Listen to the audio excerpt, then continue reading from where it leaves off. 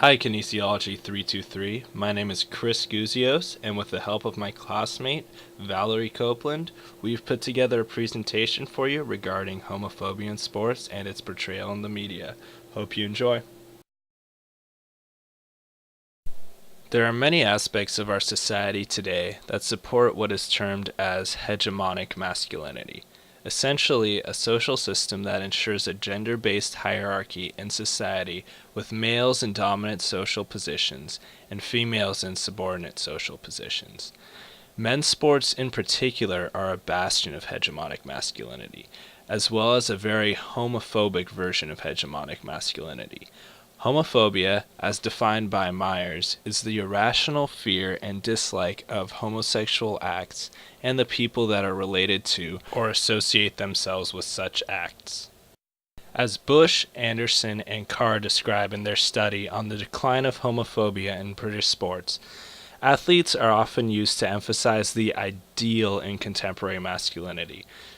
Accordingly, if top athletes show high levels of homophobia, the rest of society will follow suit and abide by the homophobic standards set by the top athletes in our generation, thus locking America in an unbreakable cycle of homophobia. I am sure many of you have seen homophobia in your lives before. Think about what context this was in. Was it in regard to a sport? Maybe a piece of clothing an individual wore, or even just an action while socializing that an individual did, whether it was you or somebody else. How did you and your peers react to that individual? As a result of the rampant homonegativity in sports, it is very common for athletes to feel high levels of homohysteria, which is, as Anderson describes, a fear of being socially perceived as gay. In periods of high homohysteria, boys and men feel compelled to express homophobic and sexist attitudes and raise their masculine capital, which is essentially their masculine identity. And they often go about raising this masculine capital through good performance in their sports. Homohysteric men also often raise their heterosexual capital through the sexual objectification of women and the avoidance of emotional intimacy. So essentially, homohysteria among men in sport is a method to reduce the suspicion of homosexuality, regardless of the athlete's true sexual preference, by the overemphasization of what are seen as masculine traits in our culture. Part of the problem with the rampancy of homonegativity is the prevalence and promotion it receives in the media, especially in the form of sports commercials and sports coverage. In the following slide, you'll see a Snickers commercial that was supposed to air during the 2007 Super Bowl. See if you could spot the homonegativism within the commercial. It's not very subtle.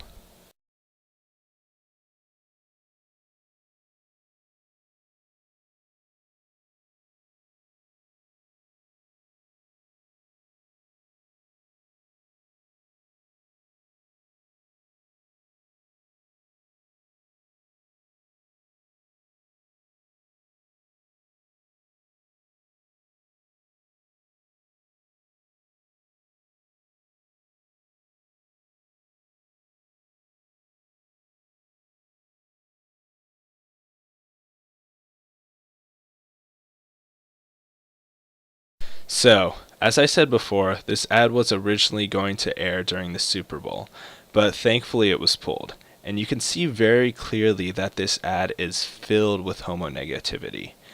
Now, it's worth noting the target audience that Snickers was aiming at. Whoever produced this commercial assumed that it would air and reach millions of people who would be watching the Super Bowl. Accordingly, the producers of commercials usually attempt to appeal to the widest ranges of audiences possible. And these producers were clearly working under the assumption that their target audience, essentially the majority of America, would share the beliefs and ideals of their commercial, which is a pretty scary idea in our opinion. So, as you just viewed, the men portrayed in the ad do something that is considered homosexual when they kiss by accident, and then to compensate for this homosexual act, they do what they perceived as the exact opposite of a homosexual act, which they consider a manly act. So essentially, this commercial is saying that the widespread conception of masculinity, which is perceived as something that is good and something that all men should strive for, is not only incompatible with homosexuality, but is in fact the exact opposite of it. Coakley describes media as an increasingly crucial part of our life experience, and can therefore have a large impact on our approach to our social lives. And, as Coakley states, all media outlets recognize that they have the capabilities to influence our cultural values and social organizations.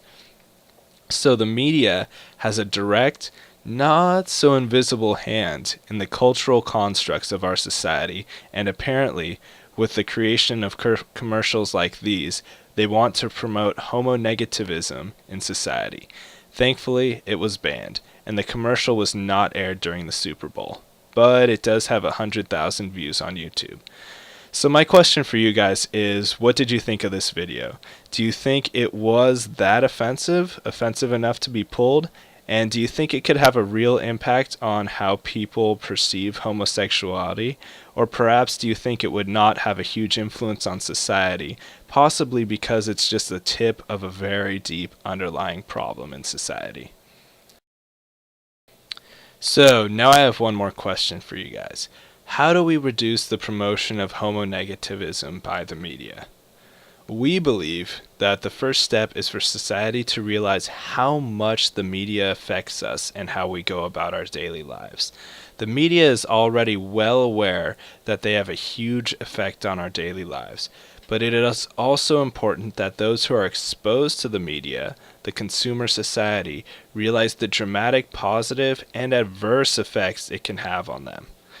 The second step is for the media to recognize the declining status of homophobia in society, which is described by Anderson et al. As an uneven yet steady social process, and to take this trend of declining homophobia into account and reduce the amounts of homonegativity present in their commercials, as well as reduce the coverage and even the promotion of homophobic behavior by athletes. Thank you guys for watching this video, and on this next slide following there will be the references, and hope you guys all have a good day.